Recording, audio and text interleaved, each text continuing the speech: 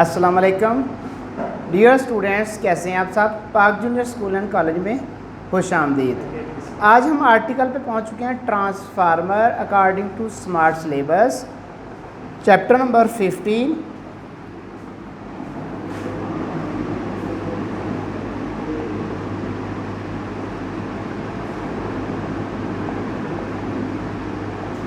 Article है हमारा transformer.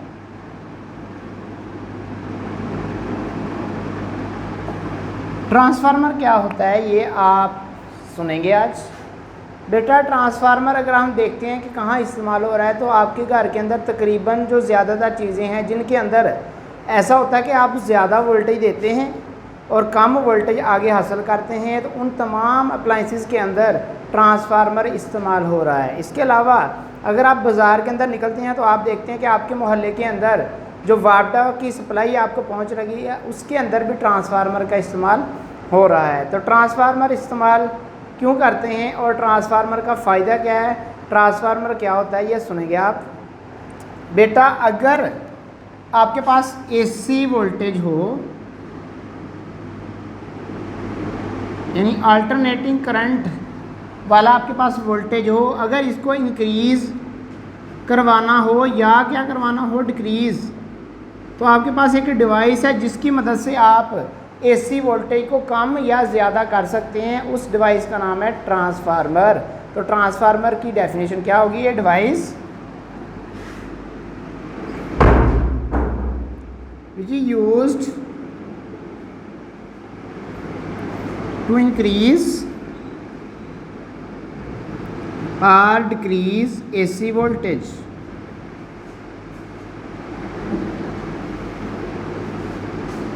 तो नेक्स्ट आपका क्वेश्चन होगा कि अगर अल्टरनेटिंग करंट यानी कि जो आपके पास जनरेटर वाला करंट है उसके ऊपर आप ये ट्रांसफार्मर लगा सकते हैं, तो क्या बैटरी के ऊपर भी ट्रांसफार्मर इस्तेमाल कर सकते हैं? तो इसका जवाब है नहीं, क्योंकि बैटरी का करंट कम ज़्यादा नहीं होगा।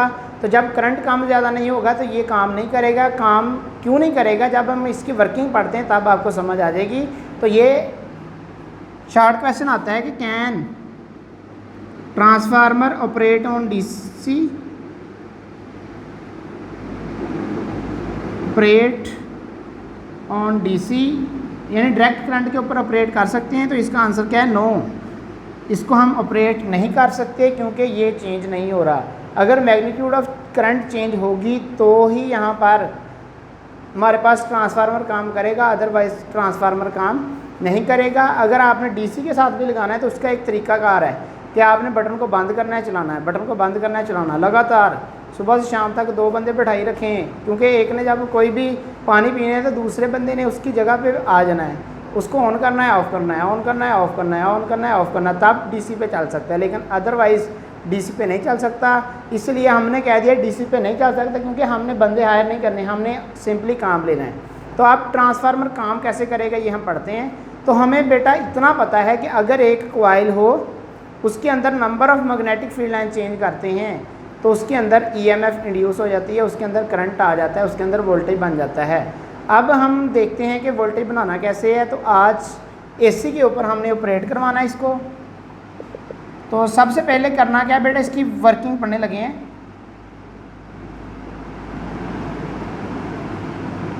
वर्किंग में क्या करना है, आपने बेटा एक आयरन का पीस लेना है जो ऐसे हो, चौरस टाइप, रेक्टेंगल टाइप। ये आयरन का एक पीस है, इसको हम कहते हैं आयरन कोर।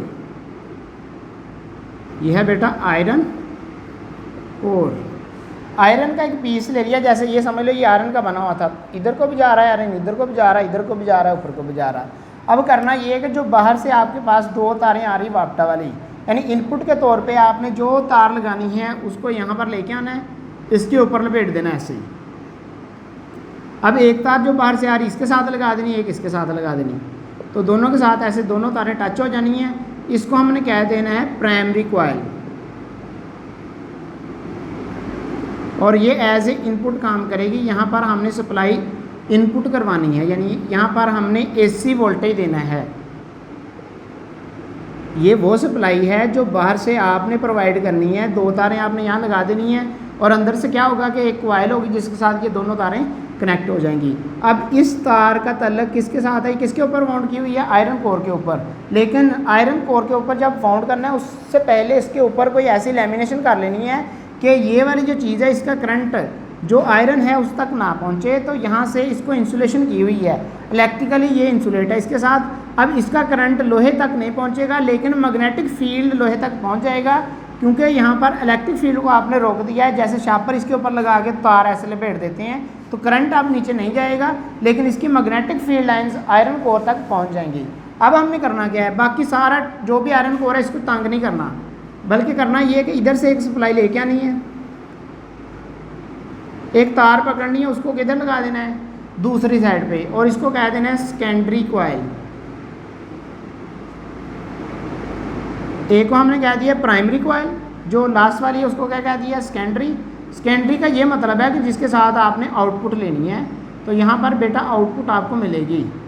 अब आउटपुट कम भी हो सकती है, ज़्यादा भी हो सकती है, वो ट्रांसफार्मर किस टाइप का इस पर डिपेंड करती है, ये हम बहस करते हैं। लेकिन आप पहले समझें कि एक आयरन कोर है, उसके ऊपर एक साइड पे आपने एक तार लपेट दी, दूसरी साइड पे आपने दूसरी तार लपेट दी, एक को इनपुट कह दिया, एक को आउटपुट।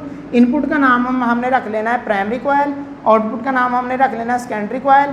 इसके अंदर जो नंबर ऑफ टर्न्स हैं, number of turns in primary, उसको हमने शो कर दिया एन पी के साथ। जो इसके अंदर नंबर ऑफ टर्न्स हैं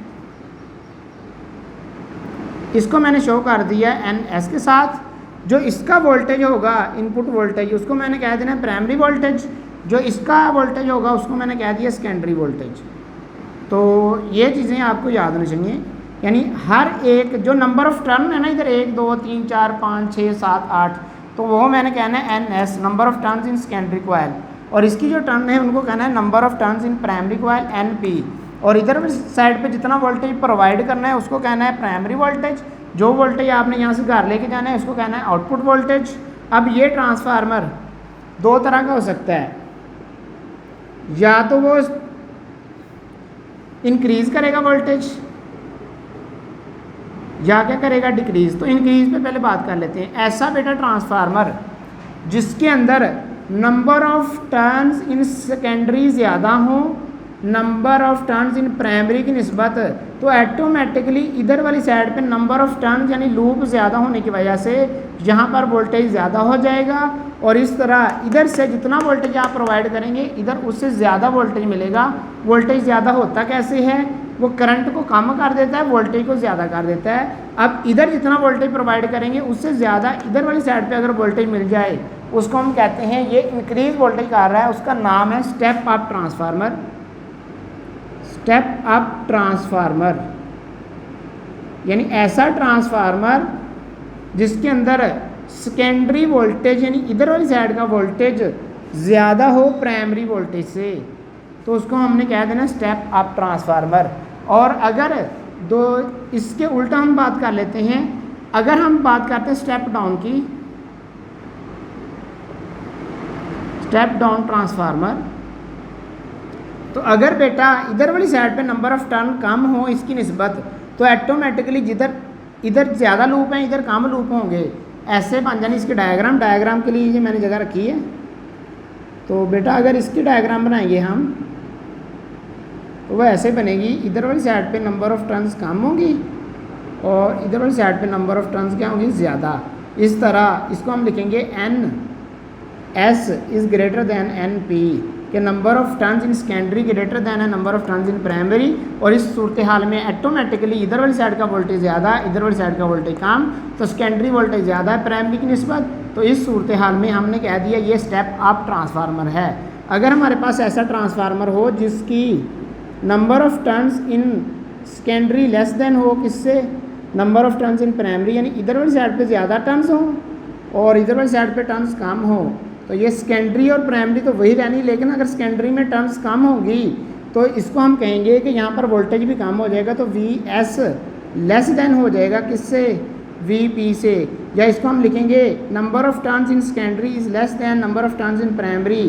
तो ये सारा कहलाएगा step down transformer. Step down transformer हमारे घरों के करीब साइड पे लगे होते हैं, यानी जो खंभे बाहर होते हैं उनके ऊपर जो लगे होते हैं वो स्टेप डाउन ट्रांसफार्मर होते हैं। और जो पावर स्टेशन के अंदर लगे होते हैं, ये एमसीक्यू आ सकता है, वो होते हैं स्टेप अप। तो जहाँ ग्रिड स्टेशन है वहाँ पर स्टेप अप ट्रांसफार्मर इस्तेमाल होते हैं, और जो हमारे घर के करीब होता है वो स्टेप डाउन ट्रांसफार्मर इस्तेमाल होता है, और 220 वोल्ट की करके देता है, पहले 11,000 वोल्ट होता है। और यहाँ तक ये बात आपको आई होप समझ आ गई होगी। उसके बाद हम देखते हैं कि ये सारी चीज़ों का अगर आपने मैथमेटिकली देखना हो कि ट्रांसफार्मर की इक्वेशन क्या होती है, तो उसको हम कहते हैं ट्रांसफार्मर इक्वेशन।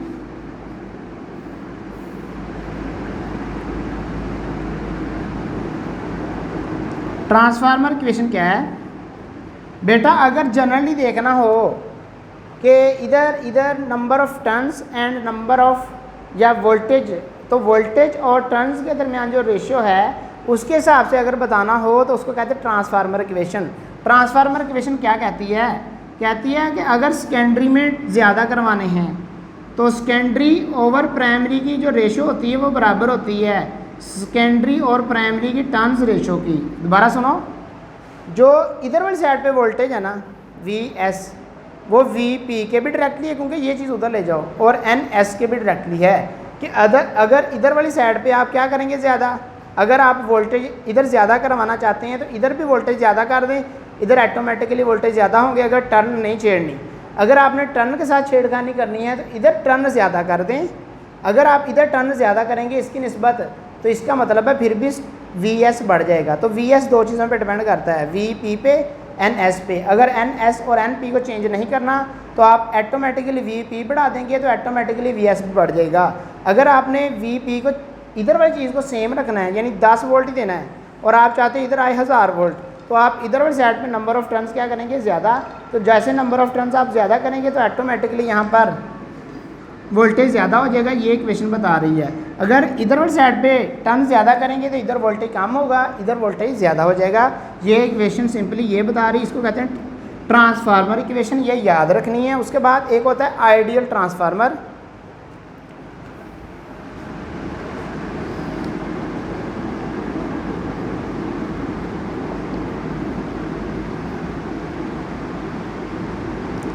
आइडियल ट्रांसफार्मर का मतलब क्या है बेटा? ट्रांसफार्मर करता भला क्या है, जितनी पावर इधर होगी ना, इधर होती है प्राइमरी पावर। पावर का मतलब होता है वोल्टेज और करंट का प्रोडक्ट। पावर बराबर होती है ना VI, तो इधर वाली साइड पे V और I का यानी जितने वोल्टेज दिए और जितना करंट आपने प्रोवाइड किया है, इन दोनों का प्रोडक्ट बराबर होता है प्राइमरी पावर के। और जितना आपको वोल्टेज चाहिए और जितना आपको करंट मिला इस टाइम पे, वो दोनों ज़रब दें तो वो बराबर होता है सेकेंडरी पावर के। अगर बेटा इधर वाली साइड और इधर वाली साइड की पावर बराबर हो, इसका मतलब पावर का लॉस नहीं हुआ, तो उस सूरत हाल में हम कहते हैं कि आइडियल ट्रांसफार्मर है। अगर बेटा पावर इधर वाली साइड पे और इधर वाली साइड पे क्या रहे बराबर, यानी आउटपुट पावर बराबर किसकी हो, इनपुट पावर, तो हम कहते हैं पावर इन प्राइमरी बराबर हो पावर इन सेकेंडरी। तो इस सूरत हाल में हम कहते हैं ट्रांसफार्मर हमारा ऐसा है जिसके अंदर कोई नुकसान नहीं हो रहा, कोई एनर्जी का लॉस नहीं हो रहा, कोई पावर लॉस नहीं हो रहा। तो पावर को खोल दे, पावर का फार्मूला होता है VI, और अगर S है तो SS लिख देना है, P है तो PP। तो यहाँ से VP/VS बराबर आ सकता है IS/IP। तो ये दोनों क्वेश्चन लहदा है, यहाँ तक किताब के अंदर है, ये भी आ सकता है। शार्ट क्वेश्चन पेपर में आता है कि ये चीज़ प्रूव करनी है। अगर VS ऊपर लिखें VP नीचे तो ये भी उल्टा हो जाएगा। तो दो क्वेश्चन आते हैं, ये प्रूव करना है कि आइडियल ट्रांसफार्मर क्या होता है, दूसरा ज़्यादातर ये आता है कि स्टेप अप और स्टेप डाउन में फ़र्क क्या है। और यहाँ से MCQs बन जाते हैं कि अगर स्टेप डाउन होगा तो टर्न्स रेशियो क्या होगी, ये ऑप्शन दिया होगा, ये दिया होगा, बराबर वाला दिया होगा। इस तरह डिफरेंट ऑप्शन के साथ आपसे MCQs पूछे जा सकते हैं। तो यहाँ तक आज का आर्टिकल था।